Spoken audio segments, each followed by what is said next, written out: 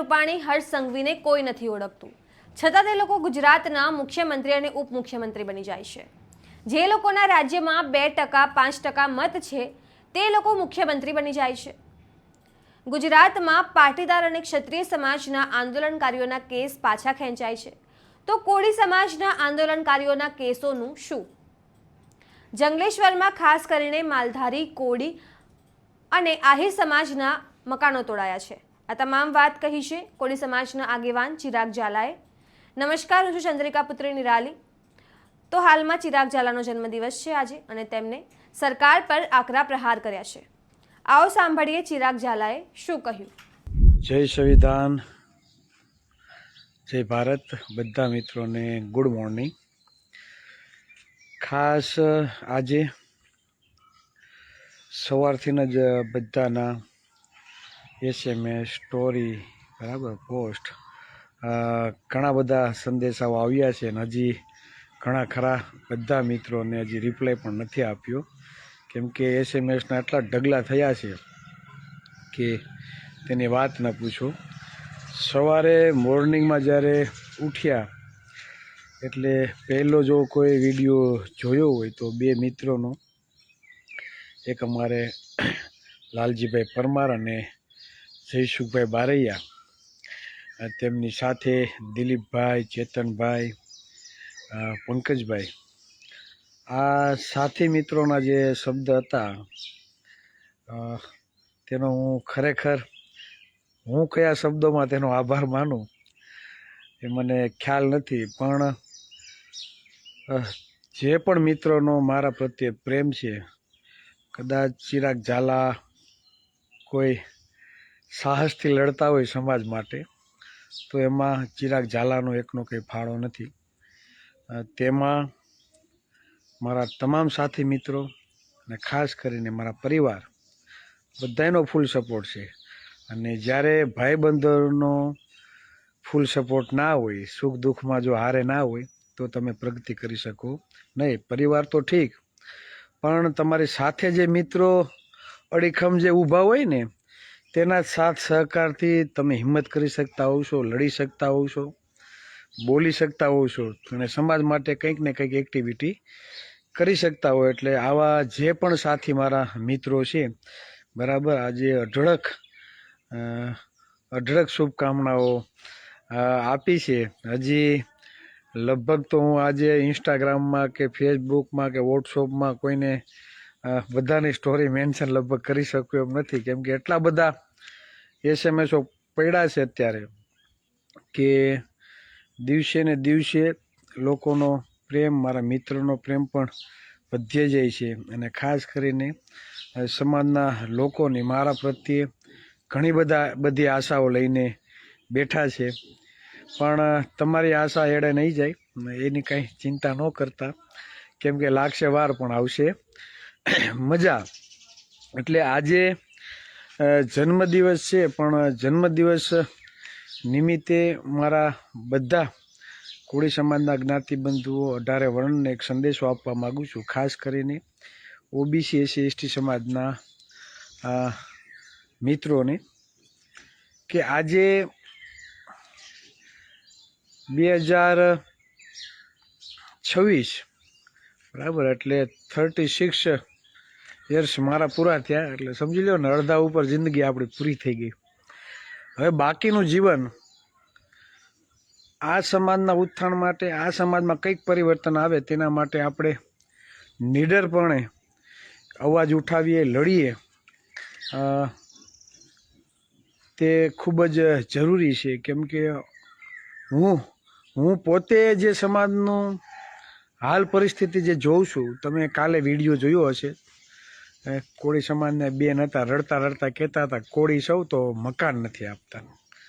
વાસ્તવિકતા છે, જોજો કાલનો વિડીયો, મારી પાસે છે મૂકવાનો, મને જે ટાઈમ નથી મળ્યો. ઘણા બધા લોકોએ મૂક્યું છે કે અમે કોળી છીએ એટલે મકાન નથી આપતા. જ્ઞાતિવાદનું ઝેર હજી પણ બધી જગ્યાએ છે. કોઈના મનમાં એમ હોય કે હવે જ્ઞાતિવાદ નથી તો ભૂલી જજો. સરકારે હમણાં જાહેરાત કરી કે ટપોટપ બધી ભરતીઓ આવે છે ને ભરીએ છીએ, તો આવું કેમ થાય છે એ વિચારજો. કેમ કે જાગૃતિ પણ છે, પણ હજી લડવા માટે લોકો રોડ ઉપર રસ્તા ઉપર નથી આવતા, ઘરની બારોબાર નથી નીકળતા, એટલે ભરતી ટપોટપ ભરવામાં આવે છે. અને અત્યાર સુધીમાં 8-9 ભરતીઓ જે ગઈ છે તેમાં ઓબીસીની ક્યાંક 15%, ક્યાંક 16%, ક્યાંક 20%, ક્યાંક 21% આવી ભરતીઓ કરવામાં આવી છે. એટલે તમારી જે શૈક્ષણિક મહત્વાકાંક્ષાઓ છે, શૈક્ષણિક જે બાબતો છે તેના ઉપર તડાપ મારવામાં આવે છે. પછી ગામડાની સ્કૂલો બંધ કરીને તમને જે નુકસાન કરવામાં આવ્યું છે, રોજગારી હોય તેમાં જે નુકસાન હોય, બજેટ હોય તેમાં કંઈ નુકસાન હોય, રાજકીય ક્ષેત્રમાં તમારા રાજકીય આગેવાનોને યોગ્ય પ્રમાણમાં પદ નથી આપવામાં આવતું, પછી મુખ્યમંત્રી હોય, ઉપમુખ્યમંત્રી હોય, ગૃહમંત્રી હોય, આ દરેક બાબતો જ્યારે તમે વિચારો ને તો તમે આપણે હજી કૂવાના ડેટકાની જેમ છે, આપણે બહારની દુનિયા જોઈ નથી. મારા બર્થડે ઉપર હું આ વાત કરું છું, એ વાત એટલા માટે કરું છું કે આ સમાજમાં પરિવર્તન માટે જાગૃતિ ખૂબ જ જરૂરી છે. એવા લોકો આવીને બફાટ કરી જાય કે જંગલેશ્વર વિસ્તારમાં અસામાજિક તત્વો અને ગુનેગારોનો અડ્ડો હતો, બરાબર, તો તમે વિચાર કરો ને, 400 મકાન કોળીના હતા, 200થી ઉપર આહિરના હતા, 150થી વધારે માલધારીના હતા, જેના મત નથી. ગામમાં સભ્યમાં ફોર્મ ભરે ને ભાઈ, તમારા ગામમાં સભ્યમાં ફોર્મ ભરે તો સભ્યમાં ચૂંટાઈને ન આવે, અને એ લોકો જો આપણા ઉપર બફાટ કરીને વહી જતા હોય આપણા મતના જોરે, તો તમારે સમજવું પડે આઝાદી પછી આ કોળી સમાજને, આ ઓબી સમાજને શું પ્રભુત્વ આપવામાં આવ્યું છે, શું પ્રભુત્વ આપવામાં આવ્યું છે, વિચારો ને. હું દરખેલે એવું કહું છું કે રાજકીય પક્ષો પ્રાઇવેટ કંપનીઓ બની ગઈ છે, તો તમે જ વિચાર કરો ને.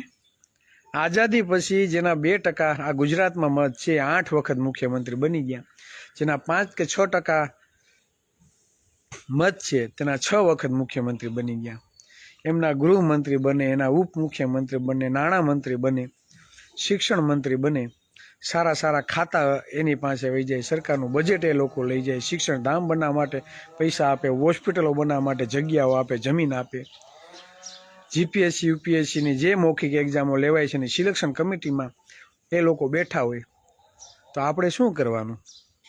આપણે માત્ર પ્રાઇવેટ કંપનીમાં કોકના ભાગ્ય રાખવાના, આપણા બાળકોને આ જ કરવાનું. મેડિકલ ક્ષેત્રમાં આજે તમે જાઓ તો MBBS સર્જન MD બનવા માટે કેટલા રૂપિયાની જરૂર પડે છે, વિચાર તો કરો. તો મજૂરી કામ કરનાર છેવાડાના વ્યક્તિ એના બાળકોને કઈ રીતે મેડિકલ ક્ષેત્રમાં મોકલશે? IAS IPS અધિકારી બનવા માટેનો અવસર તમને મળે છે ખરા?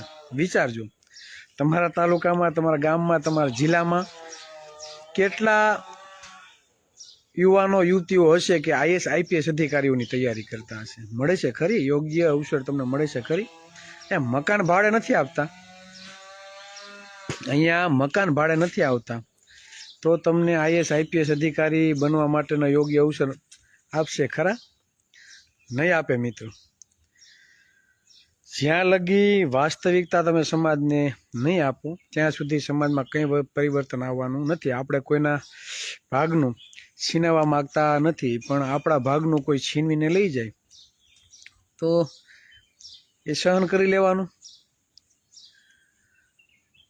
આપણે ટેક્સ ચૂકવીએ છીએ, આપણે મત આપીએ છીએ, છતાં મત અને ટેક્સ આપતા હોવા છતાં જો આપણી કોઈ પણ જાતની ગણના થતી ન હોય. હમણાં આવે છે સ્થાનિક સ્વરાજ્યની ચૂંટણી, શું કરશું? 35-40% કે 60% ઓબી સમાજ ટિકિટની લાઇનમાં ઊભા છે.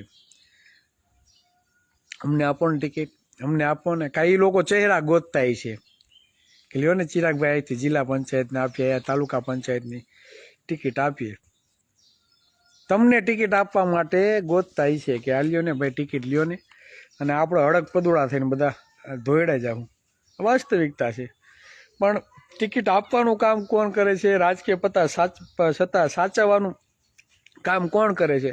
આ બધી ભરતીઓ બહાર પડે છે, કોણ પાડે છે ભરતી? કોઠીનો દીકરો પાડે, આહિરનો દીકરો પાડે, ભરવાડનો દીકરો પાડે? કોણ પાડે છે આ બધી ભરતીઓ?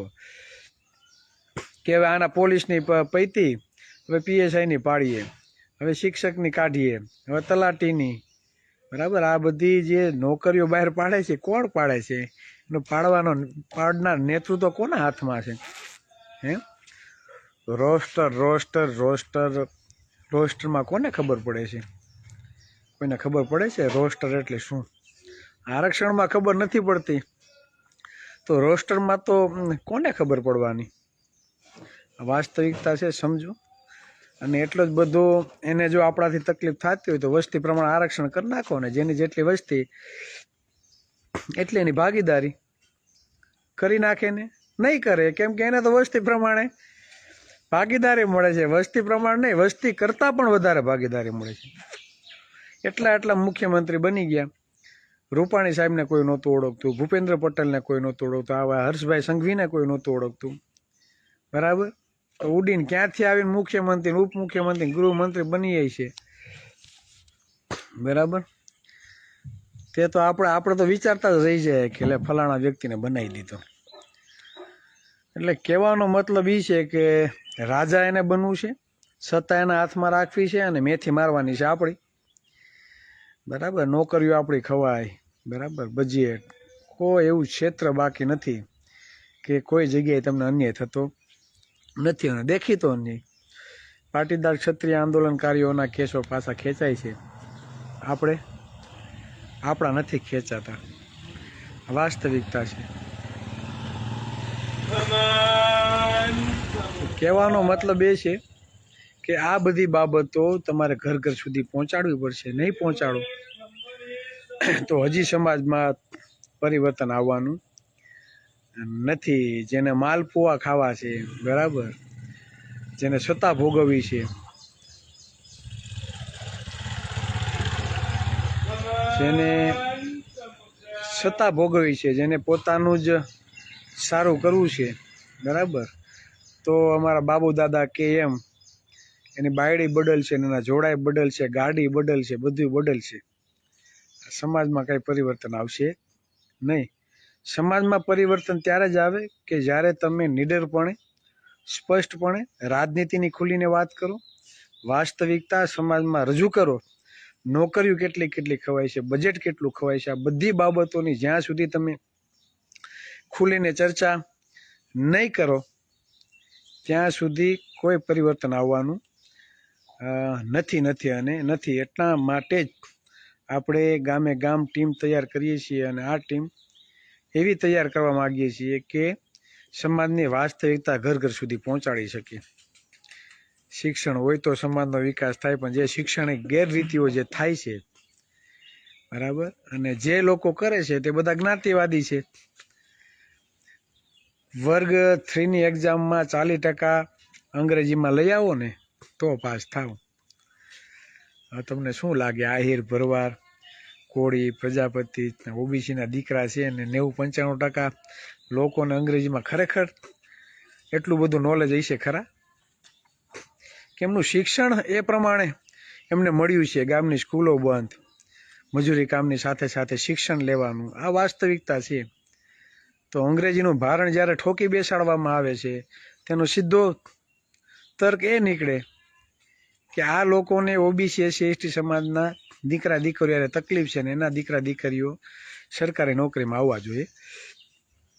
નહીં, યાદ રાખજો, ટપોટપ જે ભરતીઓ ભરાય છે ને અને બહાર પાડે છે, તમારી એક નોકરી, તમારા ભાગની એક સીટ જો અન્ય કોઈ ભરીને લઈ ગયું એટલે આજીવન, બરાબર, એ જ્યાં સુધી રિટાયર્ડ નહીં થાય ને ત્યાં લગી તમે ખાલી નહીં કરાવી શકશો અને એ નુકસાની તમારે ભોગવવી પડશે.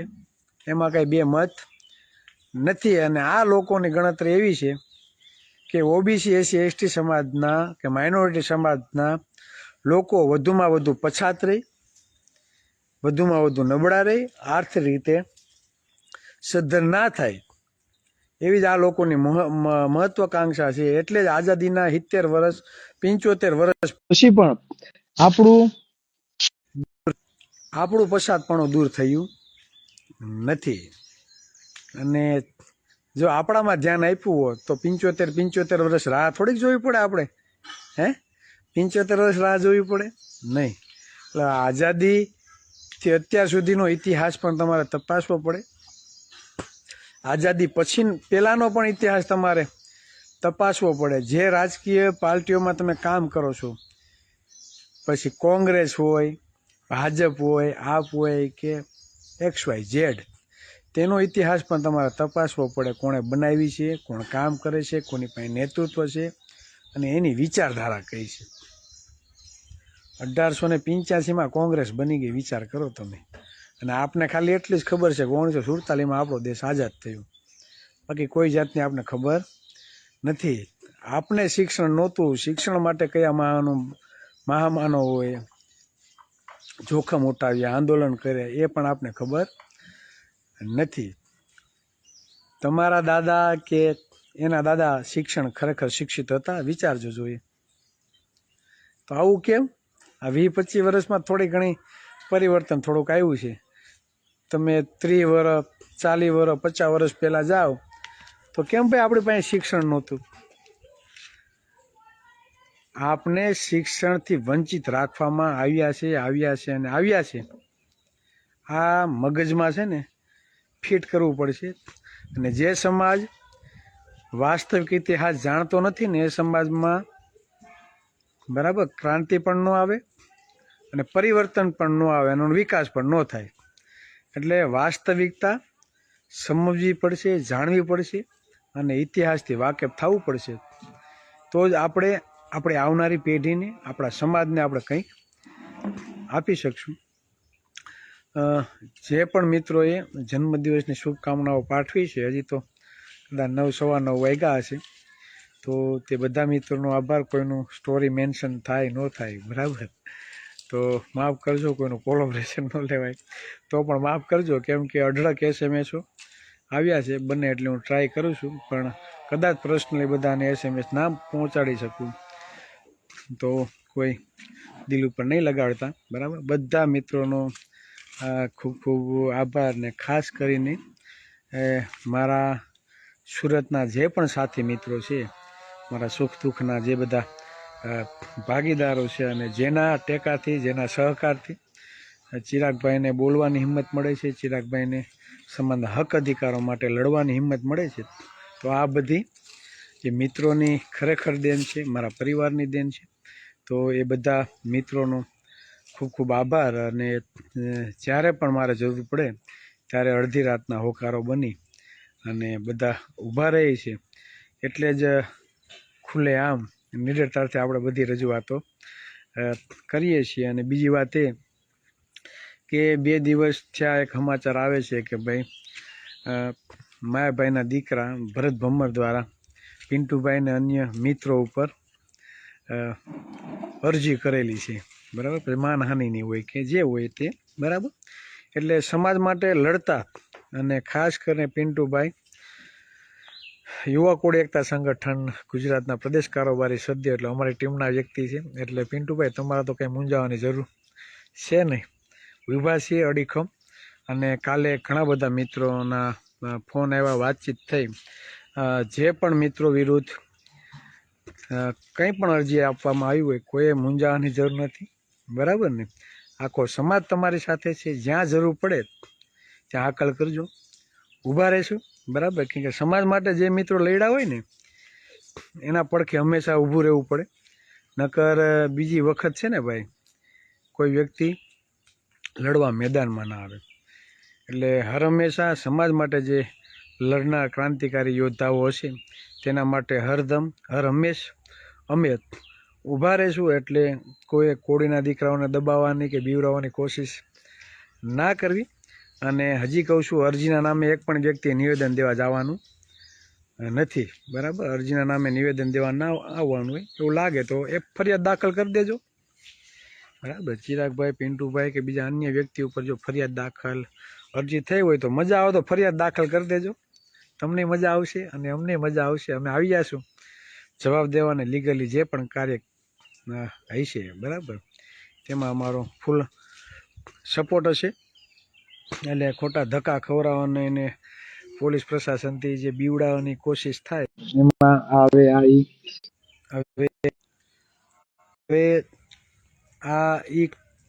પેલા જે કોળી બચ્ચા હતા એ નથી. આ જે કોળી સમાજના હવે જે નવી પેઢી છે, અને હવે જે આ યુવાનો છે ને એ નીડર છે અને પોતાના હક અધિકારો સમજે છે, કાયદો જાણે છે, ક્યાં લડવું ક્યાં ન લડવું, દોસ્ત કોણ છે અને દુશ્મન કોણ છે એની પરખ પણ અમે કરતા થયા છે. એટલે પહેલાં જેવું નથી કે પોલીસનો ડર હોય, ફોન આવે અને બી જાય, બીજી વખત SMS ન કરે, બીજી વખત બોલે નહીં. આ એ યુવાનો હવે નથી રહ્યા. આ એ યુવાનો ક્રાંતિકારીઓ છે, સંવિધાનમાં માનનારા યુવાનો છે. એટલે લડવાની હિંમત બધામાં પડેલી છે અને લડશું. બરાબર, બસ વધારે વાત નહીં કહેતા. ઘણા મિત્રોના ચાલુ લાઈવમાં ઘણા બધાના ફોન આવી ગયા છે, કટ કરું છું. પણ મળશું અને આગામી દિવસોમાં મીટિંગની તારીખો પણ જાહેર આપણે કરશું અને લડતા રહીશું. બધા મિત્રો જે પણ લાઈવમાં નિહાળતા હોય અને જે પણ મિત્રો અમારા વિડીયો મેસેજ જોતા હોય, બરાબર, તો તેમને સમાજમાં વાસ્તવિક જાગૃતિ માટે તમને એમ લાગે કે ખરેખર આ વાતમાં, આ મેસેજમાં કંઈક દમ છે, કંઈક સત્યતા છે, તો તમારા ગામમાં, તમારા તાલુકામાં અને સમાજ સુધી પહોંચે તેવો હંમેશા પ્રયત્ન કરવો. કેમ કે સોશિયલ મીડિયા અત્યારે એક એવું માધ્યમ છે કે આપણે આપણી વાતને દરેક સુધી પહોંચાડવા માટે મહેનત આપણે કરી શકીએ. બસ વધારે વાત નહીં કહેતા. જે પણ મિત્રોએ જન્મદિવસની શુભકામનાઓ પાઠવી છે તે બધા મિત્રોનો ખૂબ ખૂબ આભાર. આજે ફરી પાછા એક વખત લાઈવ થશું, બરાબર, એટલે ત્યારે પણ આભાર વ્યક્ત કરી. બસ વધારે વાત નહીં કહેતા, મારી વાતને વિરામ આપું છું. જય સંવિધાન, જય ભારત. તો જેમ તમે ચિરાગ ઝાલાની વાત સાંભળી, તમે તેમની વાતથી કેટલા સહેમત છો, શું વિચારો છો, કમેન્ટ કરીને જણાવો. અત્યાર માટે બસ આટલું જ. સમાચારને લગતી વધુ અપડેટ્સ માટે અમારી વેબસાઇટ www.gujaratplus.in પર પણ માહિતી મેળવી શકો છો. ધન્યવાદ.